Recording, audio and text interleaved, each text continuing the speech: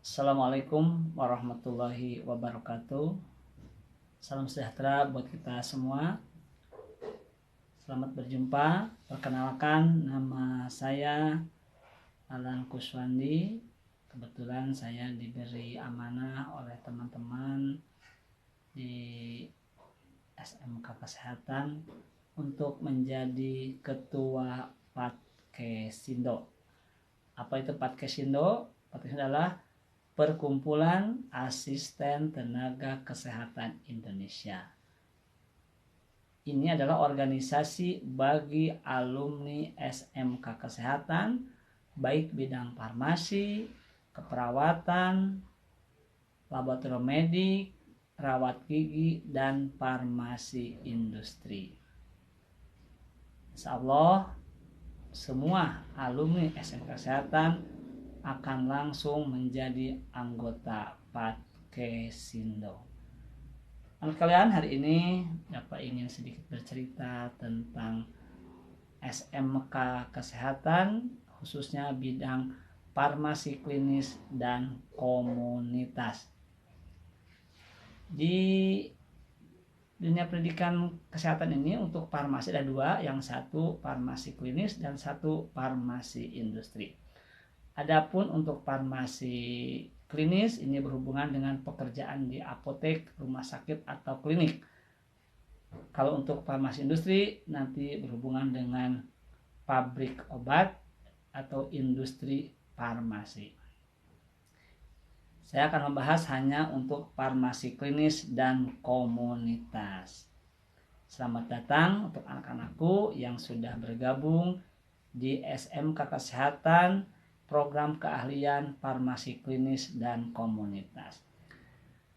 Di kompetensi atau jurusan ini akan diajarkan, pertama adalah mengetahui sejarah dunia farmasi, yaitu dalam mata pelajaran pelayanan farmasi. Di sana akan diuraikan dari mulai sejarah farmasi, kemudian juga buku-buku farmasi yang digunakan, kemudian juga alat-alat praktikum, kemudian bentuk-bentuk sediaan obat, dan cara meracik atau membuat sediaan obat. Yang kedua ada mata pelajaran farmakologi, yang mana farmakologi adalah ilmu tentang obat-obatan.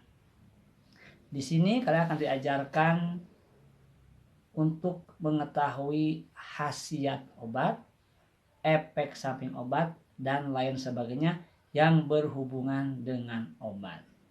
Karena perlu diketahui obat itu bermacam-macam yang ada di dunia farmasi ini.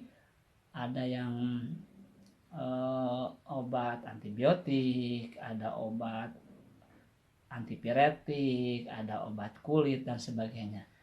Sehingga nanti setelah kalian belajar farmakologi akan mengetahui apa khasiat obat yang ada, kemudian Anda ketahui apabila ada saudara atau siapapun yang menanyakan obat, Anda sudah tahu khasiat obatnya. Yang ketiga akan diajarkan dengan mata pelajaran farmakognosi. Perlu diketahui bahwa di Indonesia ini sangat banyak sekali tanaman obat, sehingga zaman dulu penjajah Belanda ke Indonesia hanya untuk mencari rempah-rempah atau tanaman obat.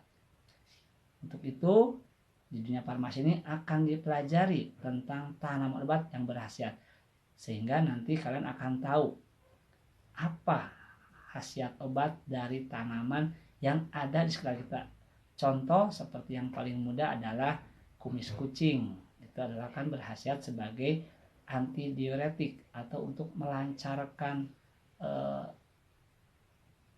kencing gitu ya. Nanti akan diajarkan di farmakologi ini nama tanamannya, nama keluarganya, khasiatnya, kemudian dan sebagainya, sehingga ini akan menjadi bekal untuk Anda untuk menjadi pengusaha obat tradisional. Yang keempat ada pelajaran lagi tentang perundang-undangan kesehatan. Di sini akan dipelajari berbagai macam undang-undang yang berhubungan dengan ketenagakerjaan farmasi dan juga berhubungan dengan dunia kesehatan. Kemudian ada lagi pelajaran kimia farmasi. Nah, ini kimia farmasi di sini berbeda dengan kimia di SMA. Di sini hanya diajarkan kimia yang berhubungan dengan obat-obatan. Kemudian ada pelajaran lagi dengan K3LH. Ini berhubungan dengan pekerjaan atau lingkungan pekerjaan nanti saat Anda sudah bekerja di dunia kerja. Mungkin itu mata pelajaran yang satu lagi yaitu PKK, produk kreatif dan kewirausahaan. Nanti Anda itu akan dilatih untuk menciptakan atau membuat suatu produk yang bisa dijual, yang bisa dibagikan atau yang bisa dijadikan unggulan untuk SMK atau pribadi sehingga Anda nanti bisa jadi pengusaha ya. Jadi di sini akan diajarkan cara membuat hand sanitizer, membuat hand wash, membuat segala macam lah yang berhubungan dengan, termasuk juga pembuatan kosmetik.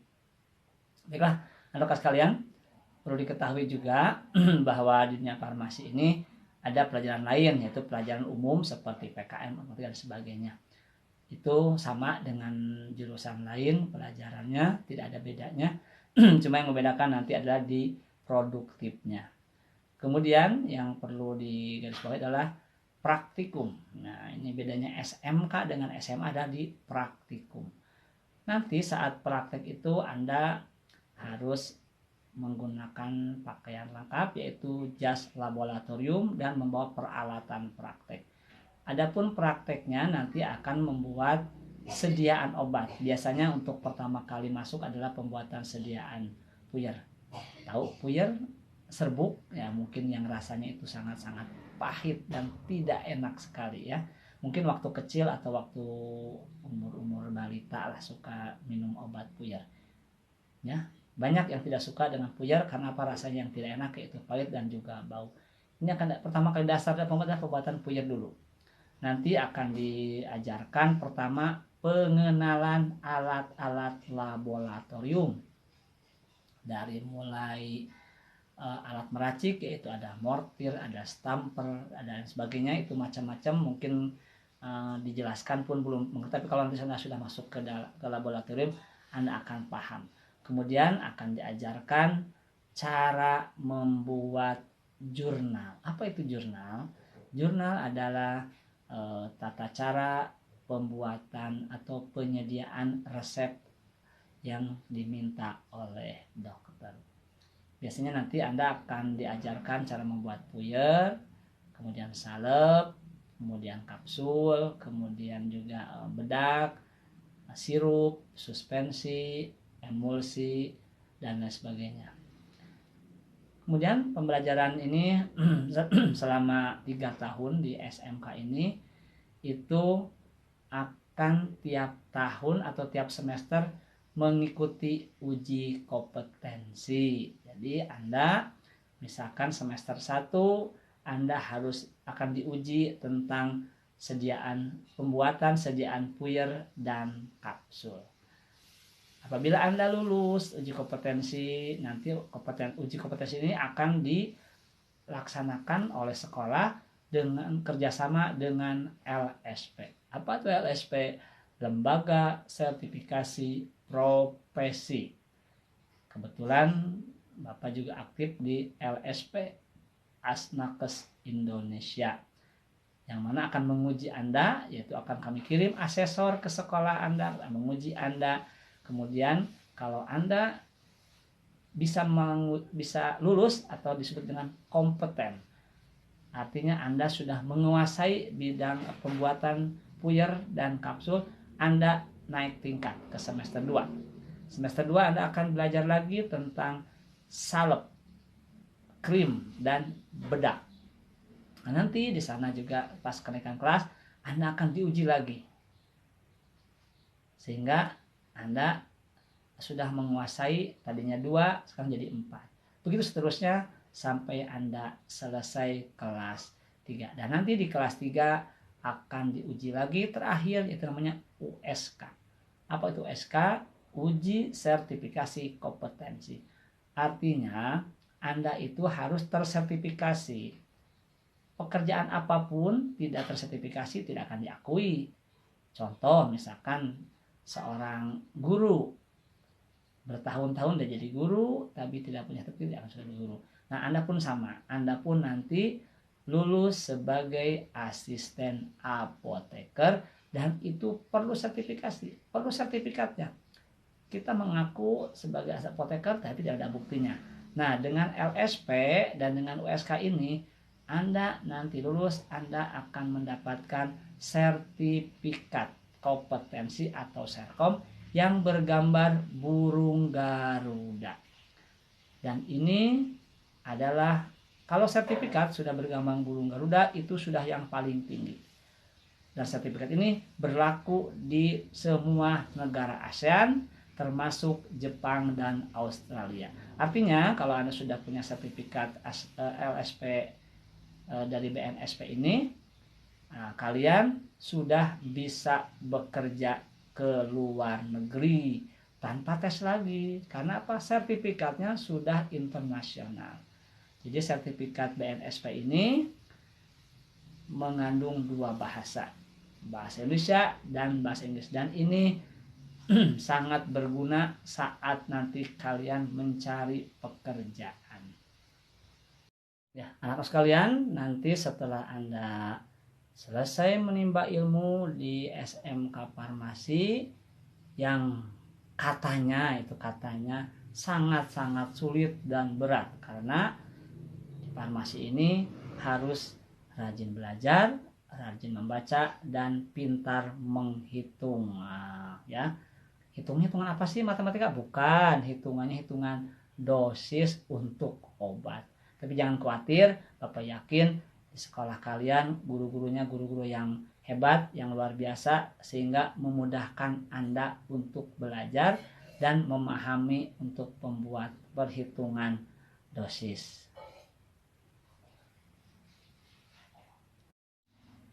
Ya, setelah selesai Anda menimba ilmu atau setelah Anda selesai 3 tahun, kemudian ikut USK atau uji kom dan Anda dinyatakan kompeten, maka Anda berhak untuk dilantik dan diambil sumpah sebagai asisten tenaga kesehatan.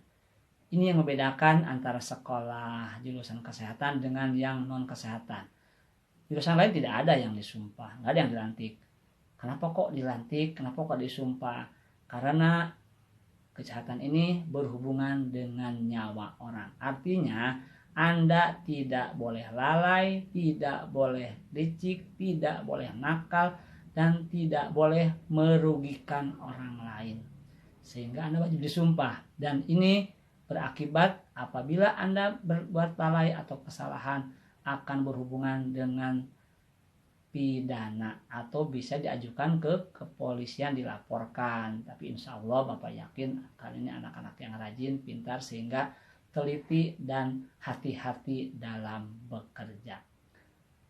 Sekali lagi, bagi yang lulus atau kompeten di bidang farmasi klinis dan komunitas ini, untuk berhak dilantik dan diambil sumpahnya menjadi asisten tenaga kesehatan. Itu kebanggaan buat kita. Karena apa?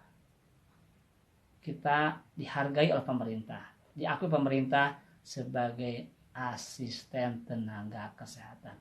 Kemudian setelah lulus Anda bisa langsung bekerja di fasilitas kesehatan, contohnya di rumah sakit, klinik, atau apotek. Kemudian juga bagi yang ingin melanjutkan, silahkan melanjutkan. Karena menurut undang-undang yang berlaku itu adalah minimal D3 ya untuk bekerja atau menjadi pegawai negeri, itu harus D3 atau bekerja di rumah sakit ya. Jadi silahkan Anda yang punya rezeki atau yang ingin kuliah, boleh mengambil yang D3 farmasi, kemudian juga yang S1 dan lanjut profesi apoteker. Kemudian untuk bekerja, kami di Patkesindo bekerjasama dengan pihak Jepang, sehingga kami menghimbau bagi yang ingin bekerja ke luar negeri, mari bergabung dengan Patkesindo untuk magang di negeri Sakura atau di negeri Jepang. Sudah banyak alumni yang berangkat ke Jepang, itu nanti bekerjanya memang bukan di industri, tapi akan bekerja di eh, panti jompo ya. Panti jompo di Jepang itu panti jompo seperti hotel, jadi bagus sekali sehingga nyaman, dan gajinya pun minimal itu adalah gaji pokoknya 13 juta rupiah, atau kalau kita ikut lembur dan sebagainya itu adalah sekitar 17 jutaan. Itu magang selama 3 tahun. Apa syaratnya? Syaratnya adalah bisa berbahasa Jepang saja. Nanti Anda boleh ikut pelatihan dan Anda boleh belajar bahasa Jepang. Nanti di Papkesindo disiapkan fasilitas untuk pelatihan bahasa Jepang. Berapa biayanya? Memang ini semua mengenai biaya, tapi insya Allah apabila Anda bisa bahasa Jepang di level N3, N3 itu sudah menguasai hampir 1000 kosakata bahasa Jepang, itu gratis, tidak dipungut biaya. Ya, sekali lagi Bapak harapkan jangan putus sampai SMK. Silakan Anda kuliah, silakan Anda magang ke Jepang atau bekerja sambil kuliah, karena biasanya kalau di apotek ada shift pagi, shift sore, jadi bisa pagi kerja, sore kuliah, karena sekarang sudah banyak kuliah yang menawarkan kelas karyawan. Nah, itu anak sekalian yang perlu Bapak sampaikan tentang dunia farmasi atau SMK kesehatan kompetensi keahlian farmasi klinis dan komunitas. Selamat bergabung di dunia farmasi. Mudah-mudahan kalian menyukainya, dan kemudian juga kalian bisa nyaman dan juga bisa belajar dengan tenang sehingga ilmu yang Anda dapatkan itu bermanfaat. Bapak doakan semoga semuanya sehat dan selalu mendapatkan lindungan dari Allah Subhanahu wa taala. Mohon maaf bila ada kata-kata berkenan. Terima kasih. Wassalamualaikum warahmatullahi wabarakatuh.